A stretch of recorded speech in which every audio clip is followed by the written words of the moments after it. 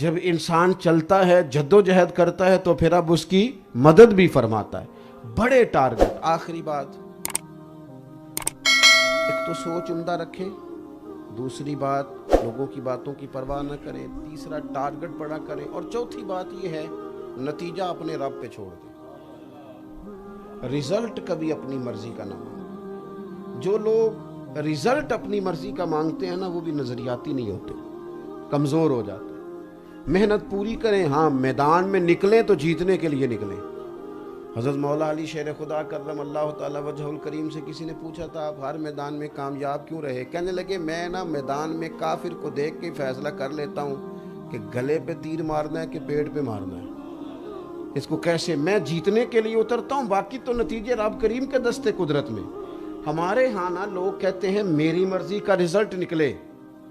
یہ نہیں ہوتا میرے عزیز، یہ نہیں ہوتا. وہ حضرت رومی فرماتے ہیں کہ ایک مقام ایسا تھا کہ جہاں ایک شہر میں وبا پھیل گئی تھی اور اس بیماری کا علاج ایک جڑی بوٹی سے ہونا تھا، اور وہ 4 5 6 پہاڑ تھے، پہاڑ کے اوپر پہاڑ، اس کے اوپر سے جا کے وہ جڑی بوٹی ملتی تھی تو جو آدمی وہاں پیر رکھتا پھسل جاتا.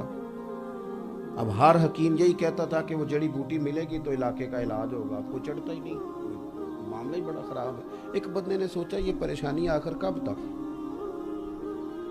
تک اس بیماری یہی ہے کہ وہ جڑی بوٹی نہیں مل رہی. اس نے پکڑا ہتھوڑا، سامان پکڑا اور پہاڑ کاٹنا شروع کر دیا. جو آتا اسے کہتا تو بیوقوف بندہ ہے، پہاڑ بھی تجھے کاٹ سکتا ہے. سب حوصلہ توڑتے لیکن وہ کاٹتا رہا. سالوں لگے اور ایک پہاڑ پہ اس نے سیڑھیاں بنائی. پھر سالوں لگے تو دوسرے پہ بنائی. سمجھ لیں 6 پہاڑ تھے، 3 پہاڑوں پہ سیڑھیاں بنا سکا تھا کہ اس کی موت کا وقت آ گیا.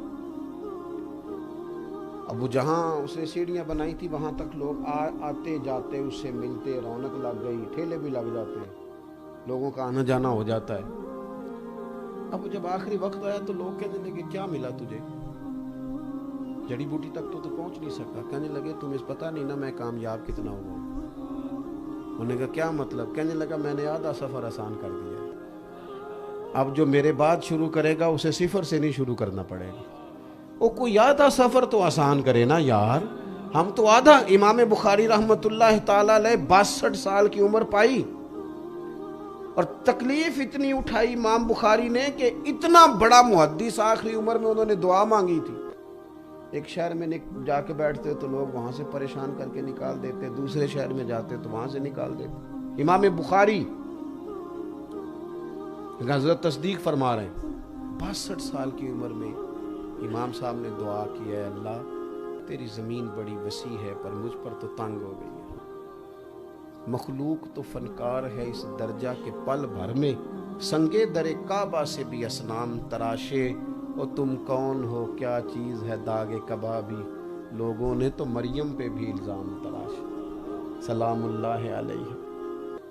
حضرت امام بخاری نے دعا کی یا اللہ اگر میرا زندہ رہنا بہتر ہے تو زندہ رکھ، ورنہ میرے لیے حکم فرما دے. صبح دعا کی، شام کو امام صاحب کا وصال ہو گیا. اتنا بڑا. لیکن انہوں نے کیا کیا؟ ہمیں احادیث جمع کر کے دے دی نا، ایسی کتاب جو قرآن مجید کے بعد سب سے صحیح کتاب ہے. آج وہ سفر آسان کر گئے. اب لوگوں کو سینکڑوں میل دور جا کر اسماء و رجال پر بحث کر کے احادیث نہیں جمع کرنی پڑیں گی، وہ ہمیں دے گئے، اب اسے پڑھتے رہیں، نتیجہ نکالتے رہیں. ہم یہ چاہتے ہیں کہ ہماری ہم بالکل اینڈ تک سفر کر کے جائیں، رزلٹ اللہ پہ چھوڑ دیں. بات ختم کرتا ہوں. جتنے نبی دنیا میں آئے نا سارے کامیاب ہو کے گئے. تمام انبیاء کرام علیہم السلام کامیاب ہو کے گئے. آپ کی توجہ ہے میری بات پر؟ یہ نوجوان ذرا غور کریں. تمام انبیاء کامیاب گئے، لیکن کسی نبی کا کلمہ 6 لوگوں نے پڑھا ہے، کسی کا 12 نے پڑھا ہے، کسی کا چند 100 نے پڑھا ہے. نبی کیوں کامیاب ہو کے گئے؟ کہ رب کریم نے جو ڈیوٹی لگائی تھی وہ ڈیوٹی انہوں نے پوری کی ہے. اس ذمہ داری سے وہ پیچھے اپنی ذمہ داریوں کا احساس کریں اور اپنی ڈیوٹی وقت پر دیں. مؤذن کو یہ حکم نہیں ہے کہ اذان پڑھے اور پھر وہ گل لے کے نکل جائے کہ آؤ سارے مسجد میں. اسے حکم ہے کہ تو اذان تو وقت پہ پڑھنا، مسجد تو ٹائم پہ کھولنا، صفیں تو بچھانا، ڈیوٹی تو کرنا. خدا اپنی رحمت سے نمازی بھی عطا فرما ہی دے گا. تو ایک تو اپنی زندگی میں ارادوں کو مضبوط کرے، سوچوں کو اچھا رکھے، باتوں کی پرواہ کم سے کم کرے اور بڑے ٹارگٹ پیدا کریں اور کچھ تو سفر آسان کریں۔ ہم کوئی، میں بابا فرید صاحب رحمۃ اللہ علیہ کو پڑھ رہا تھا تو ان سے کسی نے کہا حضور دل بڑا بے سکون رہتا ہے، تو ہم تو چلو وظیفہ بتاتے ہیں، وظیفہ بتانا ذرا آسان کام ہے۔ تو بابا صاحب کہنے لگے جھاڑو لے لے، مسجد میں جھاڑو دیا کر، رب تیرے دل کو سکون عطا کرے گا۔ وہ کوئی تو دین کا کام کرنا، جھاڑو لے لے، مسجد میں جھاڑو دیا کر، اللہ دل کو سکون عطا کرے گا۔ کچھ عملاً کام کیا جائے۔ اللہ کی بارگاہ میں دعا کرتا ہوں مالک کریم ہماری حاضریوں کو قبولیت کا شرف عطا کرے۔ وما علینا الا